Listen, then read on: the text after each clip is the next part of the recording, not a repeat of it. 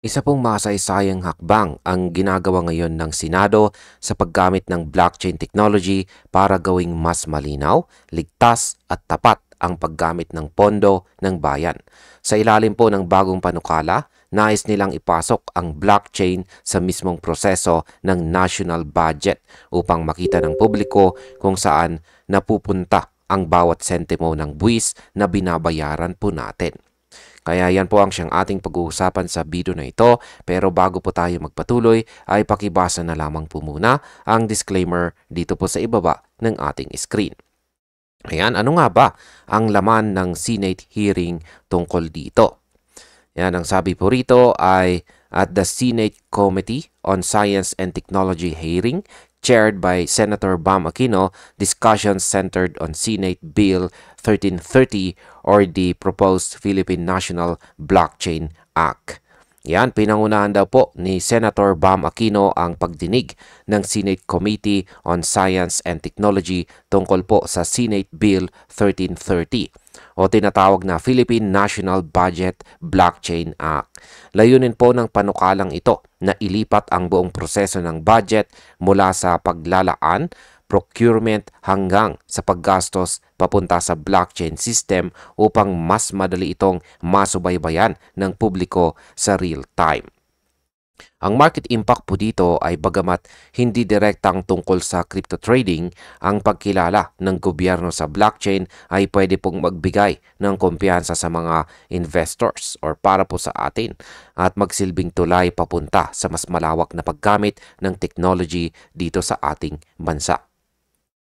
Ano naman ang gustong mangyari ng panukalang batas na ito?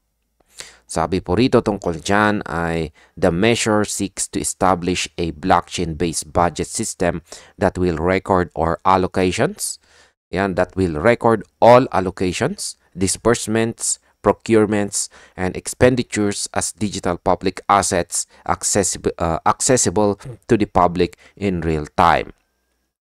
Yan, paliwanag po natin, ang panukalang batas ay naglalayo pong magtatag ng blockchain-based system kung saan nakatala ang lahat ng detalye ng budget.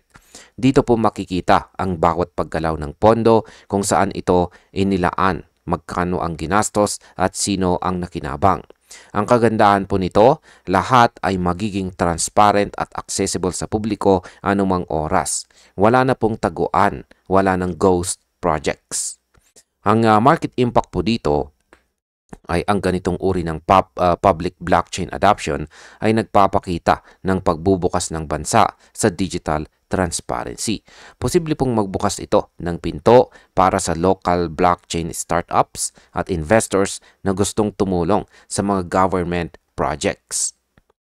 Ngayon ay bakit po ba ito mahalaga sa mga mamamayan? Ayan. Sabi po rito ay Aquino said the proposal responds to long-standing public clamor for a budget process that is open and easy to monitor.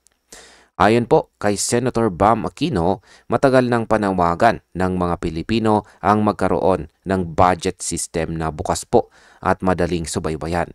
Kaya ang paglalagay po ng national budget sa blockchain ay paraan para tuldukan ang mga isyong matagal nang bumabagabag sa publiko, tulad po ng hidden insertions at project na hindi naman talaga umiiral.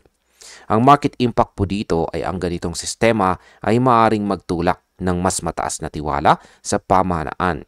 Sa mas mahabang panahon, kapag nakita po ng mga investors na gumagalaw ang gobyerno tungo sa transparency, mas magiging attractive po ang Pilipinas bilang investment hub. Paano naman po ipinaliwanag ni Senator Bam Aquino ang epekto ng blockchain sa transparency? Yan, ito po yung kanyang aktual na pahayag. Sabi po niya ay to put our national budget on the blockchain answers many concerns and issues with our current system. Kung saan may mga insertions at ghost projects, makikita kung paano po ginastos ang pera ng bayan. Yan po ang kanyang aktual na pahayag. Kaya paliwanag po natin. Ayon po sa kanya, kapag nailagay na sa blockchain ang budget, makikita po ng bawat Pilipino kung saan napunta ang kanilang buwis or ang ating tax. Hindi na kailangan ng sobrang dokumento o matagal na proseso para lang malaman kung paano po ginamit ang pondo. Lahat ng galaw ay recorded po at hindi po pwedeng baguhin. Ibig sabihin, hindi na makakalusot ang mga ghost projects at mga anomalya. Sa market impact, kung maipapatupad po ito, posibleng magsilbi itong modelo para sa ibang bansa dito sa ASEAN. At kapag nangyari ito, posibleng tumaas po ang demand sa mga blockchain developers at saka local crypto-related firms. Ano naman ang sinabi ni Mayor Magalong tungkol po sa technology? Sabi rito ay Baguio City Mayor Benjamin Magalong, who earlier launched a local blockchain initiative, testified that the technology provides permanent audit trails and reduces opportunities for manipulation. Si Mayor Benjamin Magalong ng Baguio ay isa po sa mga unang opisyal na gumamit ng blockchain sa kanilang lokal na pamahalaan. Ayon po sa kanya, nagbibigay ito ng permanenteng audit trails o ebidensyang hindi maaaring baguhin. Dagdag pa niya, binabawasan po nito ang pagkakataon ng corruption dahil bawat transaction ay may digital footprint na hindi po pwedeng burahin.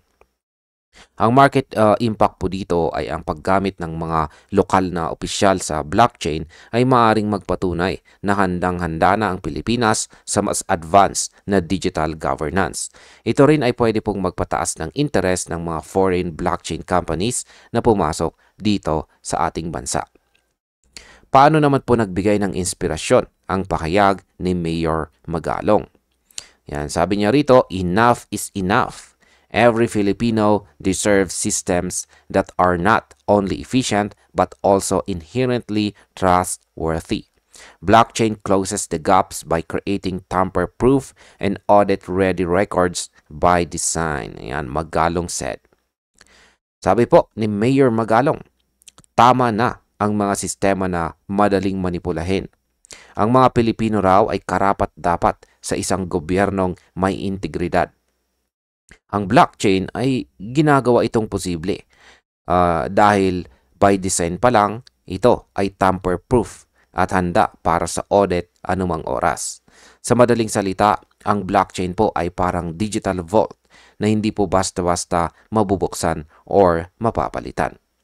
Sa market impact, ang ganito pong pahayag mula sa isang public official ay nagbibigay ng kredibilidad sa technology.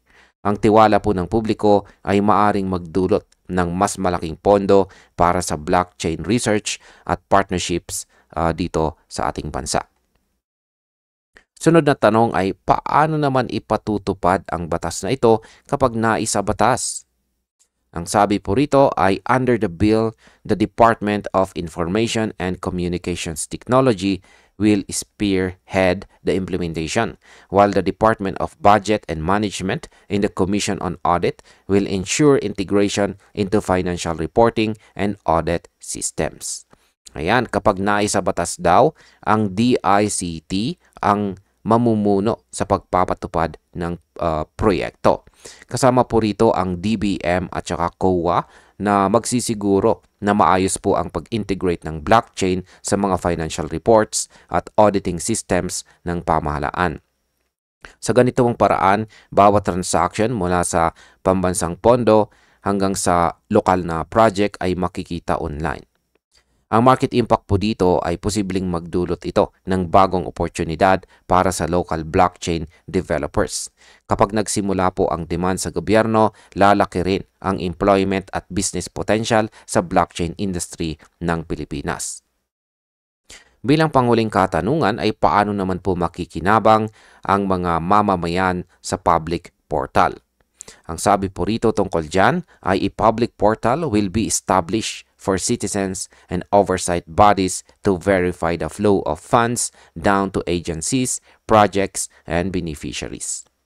Ayan, isa daw po sa mga pinakamagandang bahagi ng panukalang batas na ito ay ang paggawa ng public portal. Dito pwede pong makita ng mga ordinaryong mamamayan ang daloy ng pera mula po sa national budget papunta sa mga ahensya, project at mismong mga benepisyaryo. Isa pong malaking hakbang ito patungo sa tunay na people-powered transparency. Ang market impact po dito ay ang ganitong system ay maaring magpababa ng tiwala ng mga investors sa private intermediaries at magtulak ng paggamit ng decentralized tools na nakakatulong din sa paglaganap ng blockchain education. Bilang panghuli, ang aking opinyon naman tungkol dito ay ang hakbang na ito ng Senado ay nagpapakita ng Pilipinas ay unti-unti nang pumapasok sa digital era ng governance. Ang paggamit po ng blockchain para sa transparency at national budget ay hindi lang simpleng modernization. Ito po ay revolusyon sa paraan ng paggastos ng pamahalaan. Bilang mga traders at investors ay dapat po tayong maging masaya rito dahil pinapatunayan po nito na seryoso po ang gobyerno sa paggamit ng blockchain, hindi lamang po sa crypto kundi pati sa public service. Sa hinaharap, kapag naging matagumpay po ito, maaaring magbukas ng pinto para sa paggamit ng blockchain sa iba pang sektor gaya po ng healthcare, education at saka land records.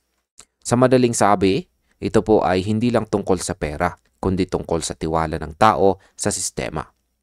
At ayan, hanggang dito na lamang po tayo sa video na ito mga ka-crypto. Maraming salamat sa panonood.